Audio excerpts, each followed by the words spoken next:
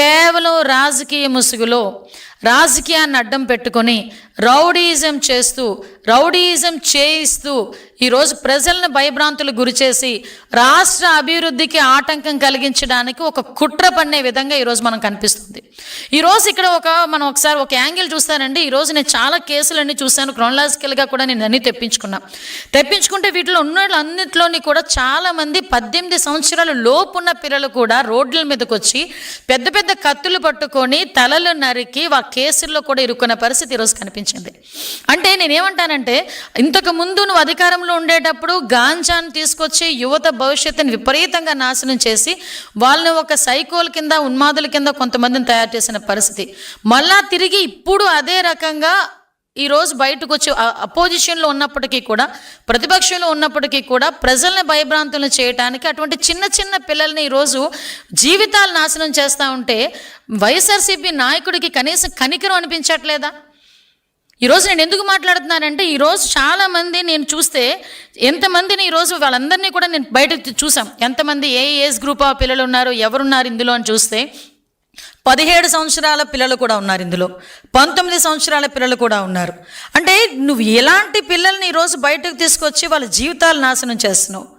కనీసం నేను తల్లిదండ్రులు కూడా ఒకటి విజ్ఞప్తి చేస్తున్నా, ఒక రాజకీయ పార్టీ వెనకాతలు పంపించినప్పుడు మీరు ఏ రాజకీయ పార్టీ వెనకాతలు మీరు పంపిస్తున్నారు, ఆ రాజకీయ పార్టీ నాయకుడి తాలూకా చరిత్ర ఏంటి, ఆ రాజకీయ పార్టీ నాయకుడి తాలూకా ఉద్దేశాలు ఏంటి, రేపొద్దున నీ కొడుకుకి ఏమైనా జరిగినా, రేపొద్దున నీ కొడుకు ఏమైనా ఇబ్బంది వచ్చినా రాజకీయ నాయకుడు వచ్చి నిలబడతాడా అన్న విషయం కూడా ఈరోజు తల్లిదండ్రులు కూడా ఆలోచించుకోవాల్సిన అవసరం ఉందండి.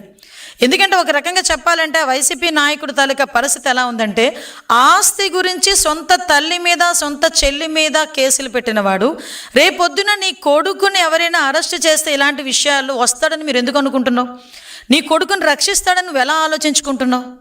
ఒకసారి నేను ఇదే ఆలోచిస్తున్నాను. ఎందుకంటే ఏంటండి, చిన్న చిన్న పిల్లలండి, 17 సంవత్సరాలు 18 సంవత్సరాల పిల్లలు ఈరోజు కత్తులు పట్టుకుని రోడ్డు మీదకి వచ్చి నరుకుతాం చంపుతాం అని చెప్తా ఉంటే, ఒక ప్రతిపక్ష హోదా చేసేవు, ఒక మాజీ ముఖ్యమంత్రివి, ఒక పార్టీ నడుపుతున్న వ్యక్తివి బయటకు వచ్చి ఇది తప్పు అని చెప్పే ధైర్యం లేదు, తప్పు అని చెప్పడానికి కూడా నీకు మనసు రావట్లేదు, మాట రావట్లేదంటే ఏంటి నీ ఉద్దేశం? అధికారంలో ఉన్నప్పుడు డాక్టర్ సుధాకర్ మాస్క్ అడిగిన పాపానికి డాక్టర్ సుధాకర్ని ఆ రోజు చచ్చిపోయే పరిస్థితి తీసుకొచ్చావు. ఆ రోజు నీ ఎమ్మెల్సీ అనంతబాబు డ్రైవర్ సుబ్రహ్మణ్యాన్ని చంపి డోర్ డెలివరీ చేస్తాడు, నువ్వేమీ మాట్లాడు. అమర్నాథ్ గౌడ్ అని ఒక చిన్న పిల్లోడు తన అక్కని ఎందుకు ఏడిపించారని అడిగితే నడి రోడ్డు మీద పెట్రోల్ వేసి తగిలిపెట్టేసిన రోజు నువ్వు మాట్లాడు. ఇలాంటి ఎగ్జాంపుల్స్ చూస్తే చాలా చెప్పగలం. నువ్వు అధికారంలో ఉన్నప్పుడు చేసిన అఘాయిత్యాలు మళ్ళా తిరిగి 11 సీట్లకి ప్రజలు ఇచ్చినా కూడా ఈ రోజుకి కూడా బుద్ధి లేకుండా, కనీసం మార్పు లేకుండా తిరిగి ఇంకొక రకమైన ఉన్మాదానికి తీసుకొచ్చి యువతని బలి చేసే పరిస్థితి ఈరోజు తీసుకొస్తున్నావంటే అసలు నేను ఒకటే చెప్తున్నా, అసలు నువ్వు మనిషివేనా అని అడుగుతున్నా. రాజకీయ నాయకుడు ఇవన్నీ పక్కన పెట్టు, కనీసం మనిషిగా మానవత్వం ఉన్న వ్యక్తిగా ఇది నువ్వు ఎలా సమర్థిస్తున్నావు అని అడుగుతున్నాను ఈరోజు. అంటే ఒకసారి మనం ఆలోచించుకుని చూసుకుంటానండి.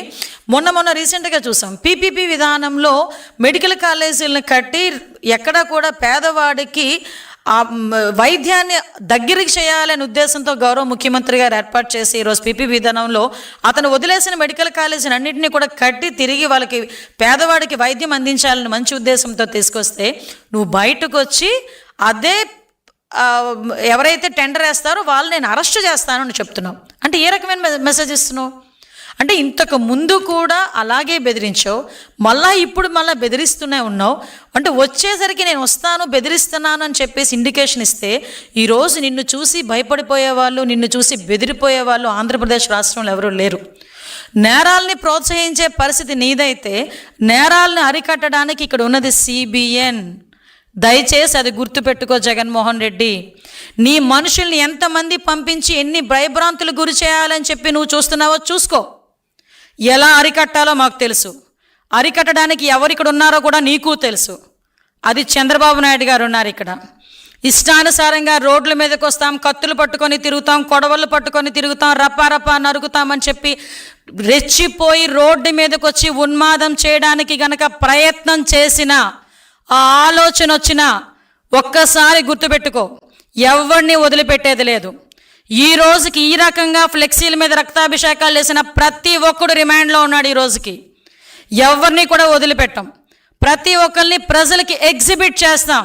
ఇంతకు ముందులాగా ముసుగులేసి బయటకు తీసుకొచ్చే పరిస్థితి కాదు. ఈరోజు ఒక పోక్సోలో చిన్నపిల్ల మీద రేప్ అటెంప్ట్ చేసిన రోడ్డు మీద నడిపించే తీసుకెళ్తాం. నువ్వు కత్తి పట్టుకొని ఉన్మాదం చేయడానికి ప్రయత్నం చేసినా వాడిని కూడా రోడ్డు మీదకి తీసుకెళ్ళి రోడ్డు మీద ప్రతి ఒక్కడికి వీడు ఇలాంటోడు, వీడు రౌడీయిజం చేస్తున్నాడు, ఇలాంటి ఆడు వల్ల సమాజానికి ముప్పు అని చెప్పి ప్రజలకు చూపించడానికైనా రోడ్డు మీద నడిపించి తీసుకెళ్తాం. అలాగే తీసుకెళ్తున్నాం కూడా. రౌడీ షీటర్ని కూడా ఈరోజు రోడ్డు మీదకి తీసుకొచ్చి మేము నడిపిస్తున్నాం. ఇష్టానుసారంగా చేసుకుంటాము, మాకు నచ్చినట్టు ప్రవర్తిస్తాము, ఎవడో అడ్డొస్తారో చూస్తామని మీరు అనుకుంటే రండి, మేము చూసుకుంటామని మేము కూడా సిద్ధంగానే ఉన్నాం. మా డిపార్ట్మెంట్ కూడా సిద్ధంగానే ఉంది. ఎవడు పడితే వాడు వచ్చి రోడ్ల మీదకి వచ్చి కత్తులు పట్టుకొని తిరుగుతామంటే చూస్తూ ఊరుకోవడానికి ఈరోజు మీరు కాదు, ఇక్కడ ఉన్నది సిబిఐని మళ్ళీ చెప్తున్నా, ఇక్కడ ఉన్నది చంద్రబాబు నాయుడు గారు. ఎట్టి పరిస్థితుల్లోని లా అండ్ ఆర్డర్ విషయంలో రాజీ పడే ప్రసక్తి లేదు.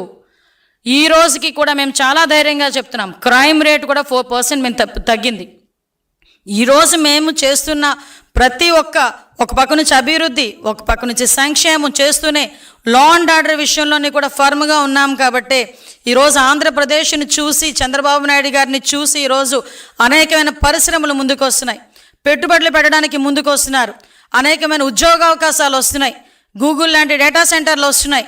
ఇవన్నీ వస్తుంటే చూసి ఓర్వలేక నీ రౌడీయిజంతో, నీ రౌడీ మోకలతో ప్రజల్ని భయభ్రాంతులకు గురి చేయడానికి ప్రయత్నం చేస్తే మేము చూస్తూ ఊరుకోవాలా? ఒక్కసారి ప్రజలు కూడా ఆలోచన చేసుకోవాలి.